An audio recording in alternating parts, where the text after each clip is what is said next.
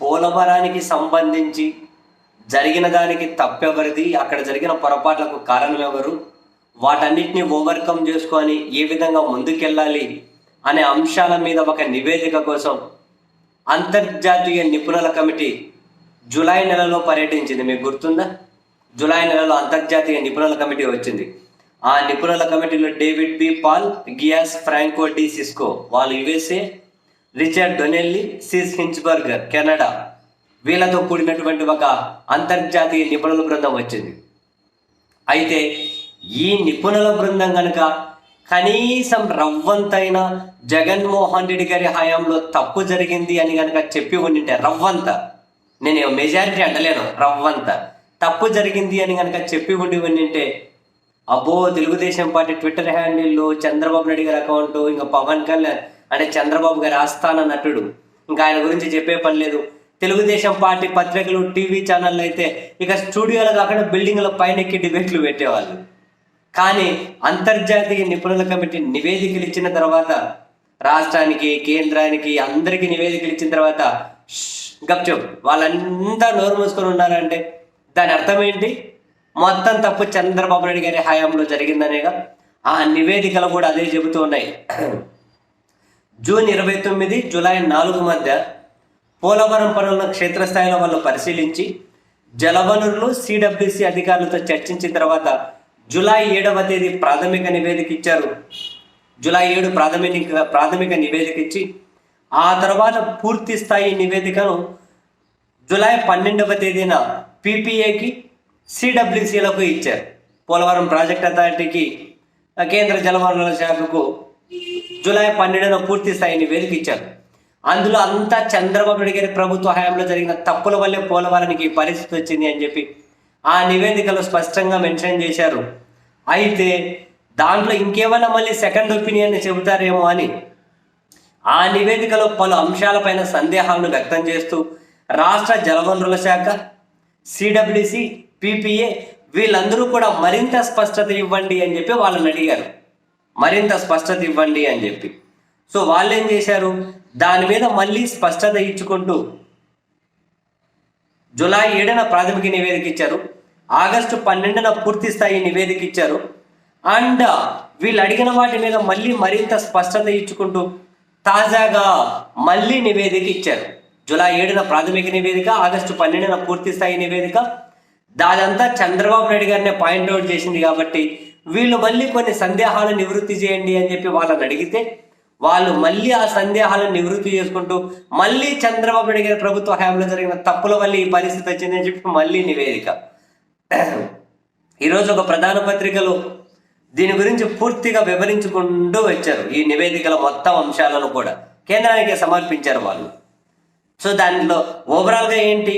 అవగాహన రాహిత్యం, ప్రణాళిక లోపం, అస్తవ్యస్త పనులు, చారిత్రక తప్పిదాలు, గోదావరి ప్రవాహాన్ని మళ్లించేలా తొలుత స్పిల్ ఛానల్ పూర్తి చేయకుండానే ప్రధాన డ్యాం పునాది, డయాఫ్రమ్ వాల్ పనులను చేపట్టడం, దిగువ ఎగువ కాఫర్ డ్యాం పనులు ప్రారంభించి చివరికి వాటిని కూడా పూర్తి చేయలేక చేతులెత్తేయడం, కాఫర్ డ్యాం ఇరువైపులా ఖాళీ ప్రదేశాలను వదిలేయడం, వాటి గుండా గోదావరి కుంచుకుపోయి ప్రవహించాల్సి రావడంతో ఉధృతి పెరిగి డయాఫ్రమ్ వాల్ కోత గురవడం. జగన్మోహన్ రెడ్డి గారు చాలా మీడియా సమావేశాల్లో పదే ఏదైతే పవర్ పాయింట్ ప్రజెంటేషన్ వేసి వివరించారో అంతర్జాతీయ నిపుణుల కమిటీలోని అంశాలు కూడా దాదాపు అవే ఉన్నాయి.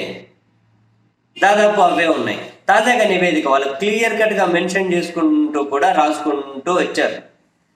ఏమని? అందులో ప్రధాన అంశాలు ఏమున్నాయి? 2018 నాటికే జెట్ గ్రౌటింగ్ వాల్కు 27 చోట్ల భారీ చీలికలు ఉన్నాయట. గోదావరిపై గ్యాప్ 2లో ప్రధాన డ్యాం నిర్మాణానికి 2450 మీటర్ల పొడవున ఎగువ కాఫర్ డ్యాం నిర్మించాలి.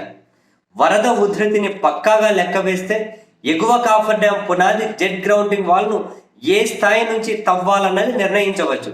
కానీ ఎగువ కాఫర్ డ్యాం వద్ద పర్మియబిలిటీ, అదే వరద ఉధృతిని, పర్మియబిలిటీని సెకనుకు కనిష్టంగా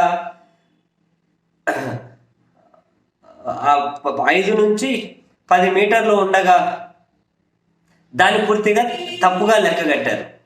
పర్మియబిలిటీని తప్పుగా లెక్కించడం వల్ల జెట్ గ్రౌండింగ్ వాల్ను 20 మీటర్ల లోతు నుంచే నిర్మించారు. వాస్తవంగా ఆ వాల్ను 40 మీటర్ల లోతు నుంచి నిర్మించాలి. దీన్ని బట్టి చూస్తే ఇందులో కమిషన్ల దాహం స్పష్టమవుతూ ఉంది. 2018లో గోదావరి ప్రవాహం జెట్ గ్రౌండింగ్ వాల్ మీదుగానే ప్రవహించింది. ఆ వరద ఉధృతికి జెట్ గ్రౌండింగ్ వాల్లో చైనేజ్ 1040 మీటర్ల నుంచి 1330 మీటర్ల మధ్య 27 చోట్ల భారీగా చీలికలు ఏర్పడ్డాయి. వాటిలో బ్లాక్ కాటన్ సాయిల్, నల్లబంక మట్టి వేసి మరమ్మతు చేసి 2018 డిసెంబర్లో ఎగువ కాఫర్ డ్యాం నిర్మాణ పనులు ప్రారంభించారట. పర్మియబిలిటీని, అది వరద ఉధృతిని తప్పుగా లెక్కించి తక్కువ లోతు నుంచి జెట్ గ్రౌండింగ్ వాల్ను నిర్మించడం వల్లే ఎగువ కాఫర్ డ్యాంలో ఊట నీరు, అంటే సిపిసి అంటారు, ఊట నీరు అధికంగా ఉందని అంతర్జాతీయ నిపుణుల కమిటీ పునరుద్ఘాటించింది. క్లియర్గా వాళ్ళు ప్రతి పేరాలను మెన్షన్ చేశారు. ఇంగ్లీష్లో తెలుగులో కన్వర్షన్ చేసుకుంటే 2018లో గోదావరి వరద ఉధృతికి ప్రధాన కాఫర్ డ్యాం గ్యాప్ 2లో డయాఫ్రమ్ వాల్ కోతకు గురై దెబ్బతిందని చెప్పి వాళ్ళ నివేదికలో ఉంది. ఆగస్టు 12 నుంచి నివేదికలో 2018 వరదల సమయంలోనే jet grouting wall, diaphragm wall కోతకు గురై దెబ్బతిన్నాయని, ప్రధాన డ్యాం నిర్మాణ ప్రాంతం కోతకు గురైందని దానిలో స్పష్టం చేశారు. 2019లో వరదలు రాకముందే ఎగువ దిగువ కాఫర్ డ్యాంలకు ఇరువైపున ఖాళీ ప్రదేశాలను వదిలిన నేపథ్యంలో కోతకు గురి కాకుండా సమర్థవంతంగా రక్షణాత్మక చర్యలు చేపట్టారని తేల్చి చెప్పింది కమిటీ. పోలవరం వద్ద భూ భౌగోళిక పరిస్థితుల రీత్యా నదికి ఆవల కుడివైపున స్పిల్వే నిర్మించి ప్రవాహాన్ని మళ్లించి నదికి అడ్డంగా నీటిని నిల్వ చేసే ప్రధాన dam earth cum rock fill dam. ఆ ప్రధాన డ్యాంను నిర్మించేలా సిడబ్ల్యూసి డిజైన్ని ఆమోదించిందని, సిడబ్ల్యూసి ఆమోదించిన డిజైన్ ప్రకారం తొలుత నదీ ప్రవాహాన్ని మళ్లించేలా స్పిల్ ఛానల్ను పూర్తి చేయాలని, ఆ తర్వాత ఎగువ దిగువ కాఫర్ డ్యాంలను పూర్తి చేసి వాటి మధ్యన ప్రధాన డ్యాం పనులను పూర్తి చేయాలని. కానీ 2016 డిసెంబర్లో చంద్రబాబు హయాంలో ఒకేసారి స్పిల్ ఛానల్, ప్రధాన డ్యాం, డయాఫ్రమ్ వాల్ పనులను ప్రారంభించారని నిపుణుల కమిటీ ఆక్షేపించింది.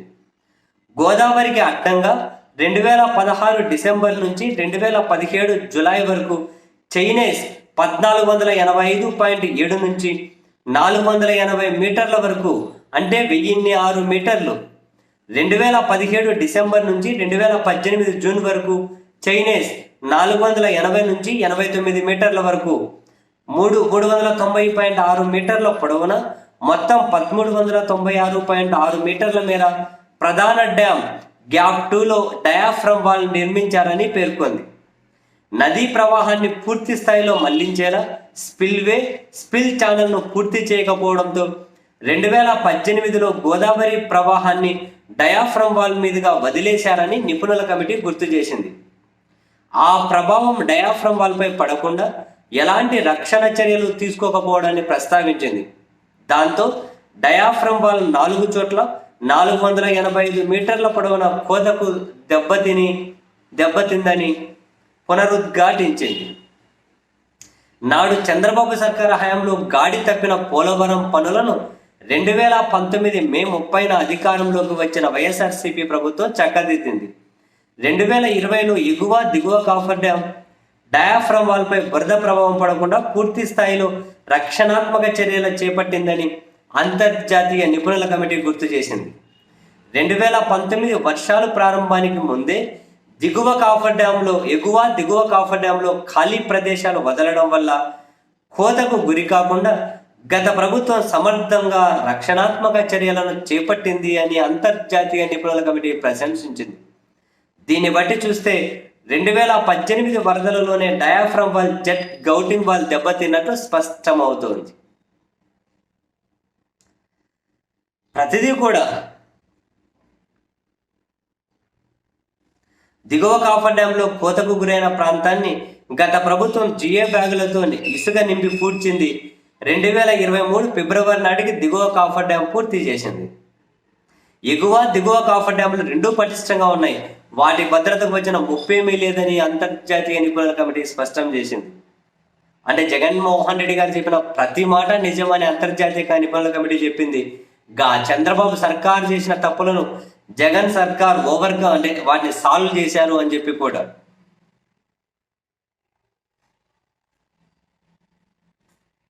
చాలా అంశాలు ఉన్నాయి.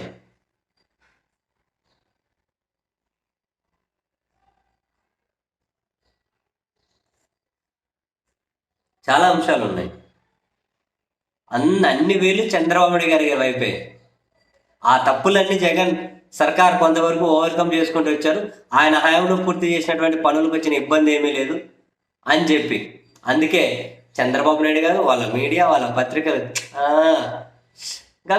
ఏం మాట్లాడకూడదు వాటి మీద కదా.